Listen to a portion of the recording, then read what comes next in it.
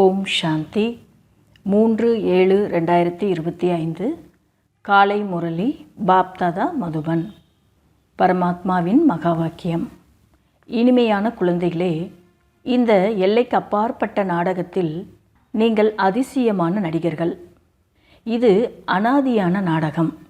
இதில் கொஞ்சம் கூட மாற்றம் ஏற்பட முடியாது. கேள்வி: எந்த ஆழமான இரகசியத்தை புத்திவான்கள், தொலைநோக்கு பார்வை உள்ள குழந்தைகள் புரிந்து கொள்ள முடியும்? பதில்: மூலவதனத்திலிருந்து தொடங்கி முழு நாடகத்தின் முதல் இடை கடைசியின் ஆழமான இரகசியத்தை தொலைநோக்கு பார்வையுள்ள குழந்தைகள்தான் புரிந்து கொள்ள முடியும். விதை மற்றும் மரத்தின் அனைத்து ஞானமும் அவர்களின் புத்தியில் இருக்கும். இந்த எல்லைக்கு அப்பாற்பட்ட நாடகத்தில் சரீரம் என்ற ஆடையை அணிந்து நடித்து கொண்டிருக்கும் ஆத்மா எனும் நடிகன் சத்தியுகத்திலிருந்து தொடங்கி கலியுகம் வரை நடிக்க வேண்டும். எந்த நடிகரும் இடையில் திரும்பி செல்ல முடியாது. தந்தை சொல்கிறாங்க, ஆத்மா நடிகனாக இருக்குது, இந்த உடல் என்கிற ஆடையை அணிஞ்சிட்டு நடிச்சுக்கிட்டு இருக்கு. சத்தியுகத்திலிருந்து தொடங்கி நம்முடைய நடிப்பு கலியுகம் வரைக்கும் நடிக்கணும். மற்றபடி கலியுக கடைசியில் தான் எல்லாரும் வீடு திரும்பவுமே தவிர இடையில் எந்த நடிகரும் வீட்டிற்கு செல்ல முடியாது. பாடல்: நீங்கள் இரவெல்லாம் தூங்கி கழித்தீர்கள், பகலெல்லாம் உண்டு கழித்தீர்கள். ஓம் சாந்தி. இந்த பாடலை குழந்தைகள் கேட்டீர்கள். இப்போது இதில் ஏதோ ஒரு வார்த்தை சரியாகவும் இருக்கிறது, தவறாகவும் இருக்கிறது. அதாவது நம்ம கஷ்டமே இல்லாமல் வாழ்க்கையில் தூங்கிக்கிட்டே இருப்போம், சாப்பிட்டுக்கிட்டே இருப்போம் அப்படின்னு இந்த பாடலில் வந்திருக்கு. ஆனால் தந்தை என்ன சொல்கிறாங்கன்னா, சில வார்த்தை சரியாகவும் இருக்குது, சில வார்த்தை தவறுதலாகவும் இருக்குது அப்படின்னு தந்தை சொல்கிறாங்க. சுகத்தில் யாரும் நினைவு செய்வதில்லை. பாபாவை சுகமாக இருக்கும்போது யாரும் நினைக்கிறதில்ல. துக்கமும் நிச்சயம் வர வேண்டியுள்ளது. அரைக்கல்ப சுகம், அரைக்கல்ப துக்கம். அப்போ துக்கமும் அவசியம் வர வேண்டியுள்ளது அப்படின்னு தந்தை சொல்கிறாங்க. துக்கம் ஏற்படும் போது சுகத்தை கொடுப்பதற்காக தந்தை வர வேண்டியுள்ளது. இப்போது நாம் சுகதாமத்திற்காக படித்து கொண்டிருக்கிறோம் என இனிமையிலும் இனிமையான குழந்தைகளுக்கு தெரிகிறது. சாந்திதாமம் மற்றும் சுகதாமம். முதலில் முக்தி, பிறகு ஜீவன் முக்தி ஏற்படுகிறது. சாந்திதாமம் வீடாகும்.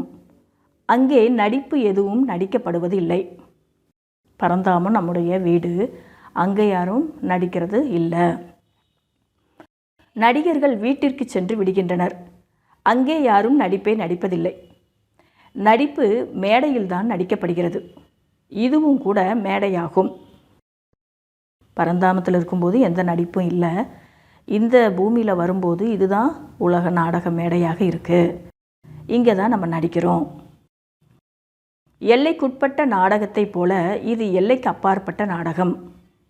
இதன் முதல் இடை கடைசியின் இரகசியத்தை தந்தையை தவிர வேறு யாருமே புரிய வைக்க முடியாது. உண்மையில் இந்த யாத்திரை அல்லது யுத்தம் என்ற வார்த்தைகள் புரிய வைப்பதற்காக மட்டுமே பயன்படுத்தப்படுகின்றன. மற்றபடி இதில் யுத்தம் முதலான விஷயங்கள் எதுவும் இல்லை. வெளியில் சண்டை போடுற மாதிரி இங்கே எந்த ஒரு யுத்தமும் இங்கே கிடையாது. யாத்திரை என்பதும் ஒரு வார்த்தையாகும். மற்றபடி நினைவைத்தான் குறிக்கிறது. யாத்திரைனா ஒரு இடத்துல இருந்து இன்னொரு இடத்துக்கு போகணும். அதுபோல் தந்தை சொல்கிறாங்க, நீங்கள் இந்த உலகத்தில் இருந்தாலும் புத்தியை பரந்தாமத்தில் செலுத்தணும். மற்றபடி நினைவைத்தான் யாத்திரைன்னு சொல்லலாமே தவிர வெளியிலலாம் நீங்கள் போக வேண்டிய அவசியம் இல்லை. நினைவு செய்து செய்து தூய்மையாகி விடுகிறீர்கள். இந்த யாத்திரை முழுவதுமே இங்கே தான் நடக்கிறது. எங்கும் செல்ல வேண்டியதில்லை, வெளியிலலாம் போகணும்னு அவசியம் இல்லை அப்படின்னு தந்தை சொல்லிகிட்ருக்காங்க. தூய்மை அடைந்து நம்முடைய வீட்டிற்கு செல்ல வேண்டும் என குழந்தைகளுக்கு புரிய வைக்கப்படுகிறது. தூய்மையற்றவர்கள் செல்ல முடியாது. என்னை நினைவு செய்தீர்கள் என்றால் நீங்கள் தூய்மை அடைந்து விடுவீர்கள் என தந்தை சொல்கிறார். யுத்தம் எதுவும் கிடையாது. தன்னை தமோ பிரதான நிலையிலிருந்து சதோ பிரதானமாக ஆக்க வேண்டும். மாயாவின் மீது வெற்றி அடைய வேண்டும். பாரதம் சதோ பிரதானமாக இருந்தது. 84 பிறவிகளின் சக்கரம் முடிவடைய வேண்டும் என குழந்தைகள் அறிவீர்கள். இப்போ கடைசி நேரம் இந்த சக்கரம் முடிவடையணும். அதில் கண்டிப்பாக மனிதர்கள் தான் இருப்பார்கள். சத்தியுகத்திலிருந்து கலியுகம் கடைசி வரைக்கும் மனிதர்கள் தான் இருக்கிறாங்க. நிலம் பூமி மாற்றத்தை அடையாது. இந்த நிலமும் சரி பூமியும் சரி அதே மாதிரி தான் இருக்குது. நாம் சதோ பிரதானமாக இருந்தோம், பிறகு தமோ பிரதானமாக ஆகினோம். மற்றபடி எதில் வித்தியாசம்னா, முதல்ல நம்ம சதோ பிரதானமாக இருந்தோம், இப்போ தமோ பிரதானமாக ஆகிவிட்டோம். இப்போது மீண்டும் சதோ பிரதானம் ஆக வேண்டும் என இப்போது குழந்தைகள் அறிவீர்கள். இப்போ நம்முடைய நிலை எப்படின்னா சதோ பிரதானமாக ஆகணும். வந்து எங்களை தூய்மையற்ற நிலையிலிருந்து தூய்மையாக ஆக்குங்கள் என மனிதர்கள் அழைக்கவும் செய்கின்றனர். பாபாவை அப்படி சொல்லி அழைச்சோம். ஆனால் அவர் யார், எப்படி வருகிறார் என்பதை சிறிதும் அறிவதில்லை. இப்போது பாபா உங்களை புத்திசாலிகளாக ஆக்கியுள்ளார். எவ்வளவு உயர்ந்த பதவியை நீங்கள் அடைகிறீர்கள். அங்குள்ள ஏழைகள் கூட இங்குள்ள செல்வந்தர்களை விடவும் மிகவும் உயர்ந்தவர்களாக ஆவார்கள். இங்கே இந்த கலியுகத்தில், அதாவது நரகத்தில் செல்வந்தர்களாக இருக்கிறாங்க. இவங்களை விட அங்கே உள்ள ஏழைகள் உயர்ந்தவர்களாக இருக்காங்க அப்படின்னு தந்தை சொல்கிறாங்க. எவ்வளவோ பெரிய பெரிய ராஜாக்கள் இருந்தனர், செல்வம் நிறைய இருந்தது, ஆனால் விகாரிகளாக இருக்கிறார்கள் அல்லவா. அதாவது துவாபரயுகத்திலிருந்து ராஜாக்கள் இருந்திருக்கலாம், அவங்கக்கிட்ட செல்வமும் நிறைய இருந்திருக்கலாம், ஆனால் விகாரிகள் தானே, விகாரங்கள் இருந்தது இல்லையா. இவர்களை விட அங்குள்ள சாதாரண பிரஜைகள் கூட மிக உயர்வானவர்களாக இருப்பார்கள். இந்த பெரிய பெரிய ராஜாக்களை விட சத்தியுகத்தில் வாழ்ந்த பிரஜைகளே மேலு அப்படின்னு தந்தை சொல்கிறாங்க. பாபா வித்தியாசத்தை பற்றி விளக்குகிறார். இன்றைக்கி முரளியில் இந்த நரகத்துக்கு இருக்கக்கூடியவர்களுக்கும் சத்தியுகத்தில் அந்த சொர்க்கத்தில் வாழ்ந்தவர்களுடைய வித்தியாசத்தை பற்றி விளக்கி கொண்டு இருக்கிறார். இப்போது தந்தை ஞானத்தின் 3ஆம் கண்ணை கொடுத்திருக்கிறார். குழந்தைகளாகிய நீங்கள் விஷால பார்வை உள்ளவர்களாக ஆகிவிடுகிறீர்கள். மேலே மூலவதனத்தில் இருந்து தொடங்கி முழு நாடகத்தின் சக்கரம் வரை உங்கள் புத்தியில் நினைவில் இருக்கிறது. எல்லைக்குட்பட்ட நாடகத்தை பார்த்துவிட்டு வந்து சொல்லுகின்றனர் அல்லவா, என்னவெல்லாம் பார்த்தோம், புத்தியில் நிறைந்திருப்பதை வர்ணனை செய்கின்றனர். ஒரு சினிமா பார்த்துட்டு வரோன்னா புத்தியில் அதை நிரப்பிக்கிட்டு வரோம், அதுக்கப்புறம் எல்லாருக்கும் போய் சொல்கிறோம் இல்லையா. அதை போல் தந்தை இதை சொல்லிக்கிட்டு இருக்கிறாங்க. ஆத்மாவில் நிரப்பி கொண்டு வருகின்றனர், பிறகு வந்து பிறருக்கு சொல்லுகின்றனர். பிறகு இது எல்லைக்கு அப்பாற்பட்ட விஷயங்கள். குழந்தைகளாகிய உங்கள் புத்தியில் இந்த எல்லைக்கு அப்பாற்பட்ட நாடகத்தின் முதல் இடை கடைசியின் ரகசியம் இருக்க வேண்டும். இது மீண்டும் மீண்டும் நடந்தபடி இருக்கிறது. அந்த எல்லைக்குட்பட்ட நாடகத்தில் ஒரு நடிகர் வெளியேறிவிட்டார் என்றால் பிறகு அவருக்கு பதிலாக வேறொருவர் வர முடியும். யாருக்காவது உடல் நலம் சரியில்லாவிட்டால் அவருக்கு பதிலாக பிறகு வேறொருவரை சேர்த்து கொள்ளுகின்றனர். இதுவோ சைத்தன்ய நாடகம். இதில் கொஞ்சம் கூட மாற்றம் செய்ய முடியாது. அந்த சினிமாவில் யாருக்காவது உடம்பு சரியில்லைன்னா மாற்றி கூட நடிக்க வச்சிடலாம். ஆனால் இந்த சைத்தன்ய நாடகத்தில் மாற்றம் எதுவும் இல்லை அப்படின்னு தந்தை சொல்கிறாங்க. தந்தை குழந்தைகளுக்கு இந்த சக்கரம் ரகசியத்தை புரிய வைத்தபடி இருக்கிறார். நல்ல புத்திசாலி குழந்தைகள்தான் இதனுடைய விதை மேலே இருக்கிறது, இதனுடைய உற்பத்தி, பாலனை மற்றும் அழிவு எப்படி ஏற்படுகிறது என்பதை புரிந்து கொள்கின்றனர்.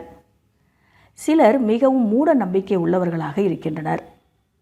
நாங்கள் எதுவுமே கேட்பதாக இல்லை என்று சொல்லுகின்றனர். சிலரோ கேட்கவும் செய்கின்றனர்.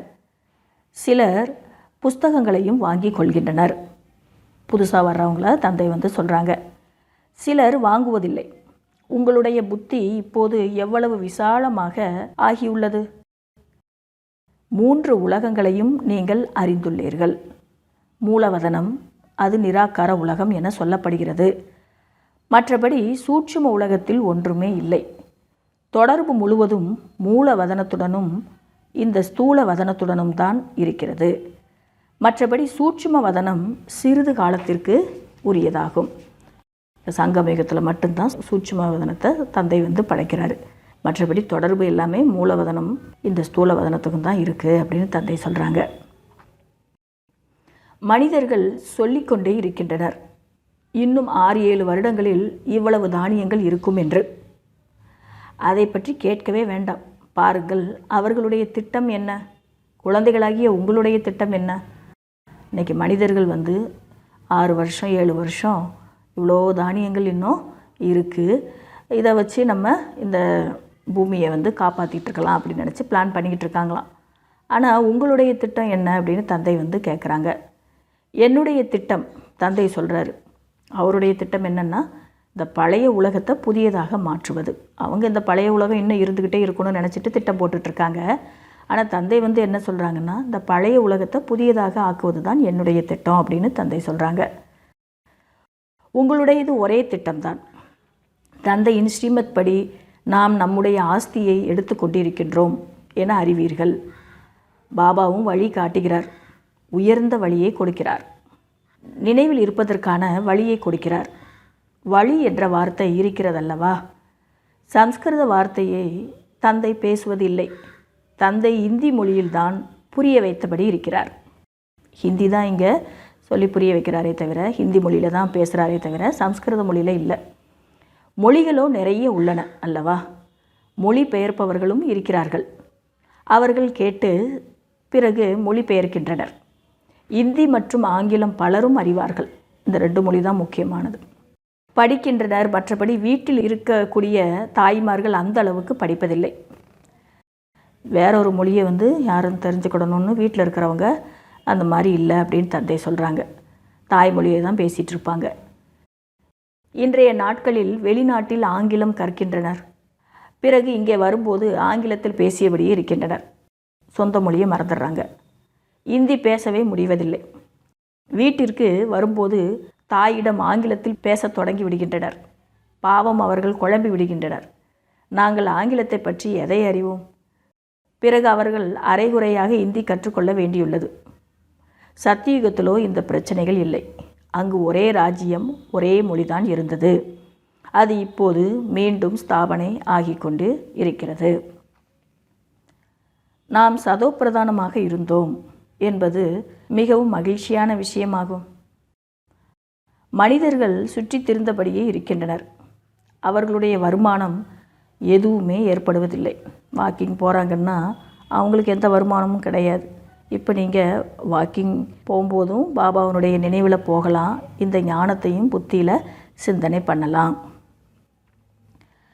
வருமானத்தை ஈட்டுவதற்கான நல்ல நல்ல யுக்திகளை தந்தை சொல்லுகிறார். ஞானத்தை மனனம் செய்யாத குழந்தைகளின் புத்தியில் மாயை பிரச்சனைகளை ஏற்படுத்துகிறது. அவர்களைத்தான் மாயை கஷ்டப்படுத்துகிறது. புத்தியில் ஞானம் இருந்ததுன்னா மாயா வராது. அதே புத்தியில் ஞானம் இல்லைன்னா பிரச்சனை ஏற்படுத்தும். நாம் இந்த சக்கரத்தை எப்படி சுற்றி வந்தோம் என உள்ளுக்குள் சிந்தனை செய்யுங்கள். சத்தியுகத்தில் இவ்வளவு பிறவிகள் எடுத்தோம். பிறகு கீழே இறங்கியபடியே வந்தோம். இப்போது மீண்டும் சதோப்பிரதானம் ஆக வேண்டும். என்னை நினைவு செய்தீர்கள் என்றால் சதோப்பிரதானமாக ஆகிவிடுவீர்கள் என்று தந்தை சொல்லுகிறார். நடந்து சுற்றியபடி புத்தியில் நினைவு இருந்தது என்றால் மாயாவின் பிரச்சனைகள் முடிந்துவிடும். நடக்கும்போதும் சுற்றும் போதும் புத்தியில் ஞானம் நினைவில் இருந்துச்சுன்னா மாயாவினுடைய பிரச்சனைகள் முடிஞ்சிரும் அப்படின்னு தந்தை சொல்கிறாங்க. உங்களுக்கு மிகவும் லாபமும் ஏற்படும். கணவன் மனைவி இருவருமே இணைந்து செல்லக்கூடும். எனினும் ஒவ்வொருவரும் தன்னுடைய உயர்ந்த பதவியை பெறுவதற்கு தனியாகத்தான் முயற்சி செய்ய வேண்டும். உங்களுக்காக இந்த ஆன்மீக கல்வியை தந்தையே வந்து கற்பிக்கிறார். அந்த பள்ளிகளில் மனிதர்களுக்கான கல்விதான் கிடைக்கிறது. மேலும் அவை சாஸ்திரங்கள் சம்பந்தமான படிப்பு. இதுவோ ஆன்மீக கல்வி. இதனை பகவான் கற்பிக்கிறார். இது யாருக்குமே தெரியாது. இது ஆன்மீக ஞானம் என சொல்லப்படுகிறது. இதனை பரமாத்மா வந்து கற்பிக்கிறார். அவருக்கு வேறு எந்த பெயரும் வைக்கப்பட முடியாது. எல்லா ஆத்மாக்களுக்கும் மேலான ஆத்மா பரமாத்மா இல்லையா? அது மட்டும்தான் அவருக்கு பேர். இதனை சுயம் தந்தை வந்து படிப்பிக்கிறார். பகவானுடைய வாக்கியம் அல்லவா? பகவான் ஒரே ஒரு முறைதான் வந்து புரிய வைக்கிறார். இது ஆன்மீக ஞானம் என சொல்லப்படுகிறது. பாபா குழந்தைகளின் முன்னேற்றத்திற்காக யுக்தியை சொல்லுகிறார். குழந்தைகளே, தனது முன்னேற்றம் ஏற்பட வேண்டுமென்றால் அதிகாலையில் குளித்து முடித்து தனிமையில் சென்று சுற்றுங்கள் அல்லது அமர்ந்து கொள்ளுங்கள். உடல் ஆரோக்கியத்திற்காக நடப்பதும் நல்லதே. பாபாவும் நினைவில் இருப்பார், நாடகமும் புத்தியில் இருக்கும். எவ்வளவு வருமானம் ஏற்படுகிறது? இதுதான் உண்மையான வருமானம் ஆகும். இப்போது குழந்தைகளாகிய நீங்கள் முயற்சி செய்து சதோப்பிரதானம் ஆக வேண்டும். மீண்டும் சதோப்பிரதான உலகின் ராஜ்யத்தை பெற வேண்டும். ஒவ்வொரு கல்பமும் நாம் ராஜ்யத்தை அடைகின்றோம், பின்னர் இழக்கின்றோம் என நீங்கள் தெரிந்துள்ளீர்கள். இவை அனைத்தும் உங்கள் புத்தியில் உள்ளது. இது புது உலகம், புதிய தர்மத்திற்கான புதிய ஞானமாகும். ஆகையால் தான் இனிமையிலும் இனிமையான குழந்தைகளுக்கு மீண்டும் பாபா புரிய வைக்கிறார், வேக வேகமாக தீவிரமாக முயற்சி செய்யுங்கள் என்று. சரீரத்தின் மீது நம்பிக்கை இல்லை. இன்றைய நாட்களில் மரணம் என்பது மிகவும் எளிதான ஒன்றாக ஆகிவிட்டுள்ளது. சாதாரணமாக ஆகியிருக்கு அப்படின்னு தந்தை சொல்கிறாங்க. அங்கே அமரலோகத்தில் இப்படிப்பட்ட மரணம் ஒருபோதும் ஏற்படுவது கிடையாது. அகால மரணம் கிடையாது. இங்கேயோ அமர்ந்தபடியே இறந்து விடுகின்றனர். ஆகையால் தனது முயற்சியை செய்தபடியே இருங்கள். நல்லது. இனிமையிலும் இனிமையான காணாமல் போய் கண்டெடுக்கப்பட்ட செல்ல ஆன்மீக குழந்தைகளுக்கு தாயும் தந்தையுமான பாப்தாதாவின் அன்பு நினைவுகளும் காலை வணக்கங்களும். ஆன்மீக குழந்தைகளுக்கு ஆன்மீக தந்தையின் நமஸ்காரம். கடைபிடிக்க வேண்டிய முக்கியமான சாராம்சம். முதல் பாயிண்ட்டு, புத்தியை ஞான சிந்தனையில் பிஸியாக வைக்கும் பழக்கத்தை ஏற்படுத்த வேண்டும். நேரம் கிடைக்கும் போதெல்லாம் தனிமையில் சென்று அமர்ந்து ஞானத்தை மனனம் செய்ய வேண்டும். தந்தையை நினைவு செய்து உண்மையான வருமானத்தை சேர்க்க வேண்டும். ரெண்டாவது பாயிண்ட்டு, தொலைநோக்கு பார்வை உள்ளவராகி இந்த எல்லைக்கு அப்பாற்பட்ட நாடகத்தை சரியான முறையில் புரிந்து கொள்ள வேண்டும். அனைத்து நடிகர்களின் நடிப்பையும் சாட்சியாக பார்க்க வேண்டும். வரதானம். மதுரதா என்ற வரதானத்தின் மூலம் சதா முன்னேறி செல்லக்கூடிய உயர்ந்த ஆத்மா ஆகுங்கள். மதுரத்தான இனிமைத்தன்மை. இனிமைத்தன்மை என்பது அப்படிப்பட்ட விசேஷ தாரணையாகும். அதாவது கசப்பான பூமியை கூட இனிமையானதாக ஆக்கிவிடும். யாருக்கேனும் 2 மணித்துளிகளுக்கு இனிமையான திருஷ்டி கொடுக்கிறீர்கள், இனிமையான வார்த்தைகள் பேசுகின்றீர்கள் என்றால் எந்த ஒரு ஆத்மாவையும் சதா காலத்திற்கு நிரப்பி விடுகின்றீர்கள் என்ற அர்த்தமாகும். 2 மணித்துளிகளின் இனிமையான திருஷ்டி மற்றும் வார்த்தை என்பது அந்த ஆத்மாவின் உலகத்தையே மாற்றிவிடும். உங்களுடைய இனிமையான 2 வார்த்தைகள் கூட சதா காலத்திற்கு அவர்கள் மாறுவதற்கான கருவியாக ஆகக்கூடும். அதான் வார்த்தையை கூட டானிக் போன்று வேலை செய்யும்னு சொல்லுவாங்க. எனவே இனிமைத்தன்மை என்ற வரதானத்தை சதா தன்னுடையதாக ஆக்கிக் கொள்ளுங்கள். சதா இனிமையாக இருங்கள், மேலும் அனைவரையும் இனிமையாக ஆக்குங்கள். ஸ்லோகன். ஒவ்வொரு சூழ்நிலையிலும் திருப்தியாக இருங்கள், அப்பொழுது இரகசியத்தை அறிந்தவராக ஆகிவிடுவீர்கள். இன்றைய அவ்வக்த சமிக்கை. எப்பொழுது அனைத்து எண்ணங்களும் சாந்தமாகிறதோ, ஒரே ஒரு தந்தை மற்றும் நான் என்ற சந்திப்பினுடைய அனுபவத்தின் சங்கல்பம் இருக்கின்றதோ, அப்பொழுது சங்கல்ப சக்தி சேமிப்பாகின்றது. நானும் பாபா அவ்வளோதான் அப்படின்னு இருக்கும்போது என்ன சக்தியை நம்ம சேமிக்க முடியும்? மேலும் யோகா சக்திசாலியாக ஆகின்றது. இதற்காக தனக்குள் ஏற்றுக்கொள்ளக்கூடிய சக்தி மற்றும் உள்ளடக்கக்கூடிய சக்திகளை தாரணை செய்யுங்கள். எண்ணங்கள் மீது முழுமையான கட்டுப்பாட்டை வைக்க வேண்டும். தளர்ந்த நிலை இருக்கக்கூடாது, லூஸாக ஆகக்கூடாதுன்றாரு தந்தை. ஒருவேளை எண்ணங்களை கட்டுப்படுத்த ஒரு நொடியை தாண்டி அதிகமாக ஆகின்றது எனில் தனக்குள் ஏற்றுக்கொள்ளக்கூடிய சக்தி பலகீனமாக இருக்கின்றது என்ற அர்த்தமாகும். நல்லது. ஓம் சாந்தி.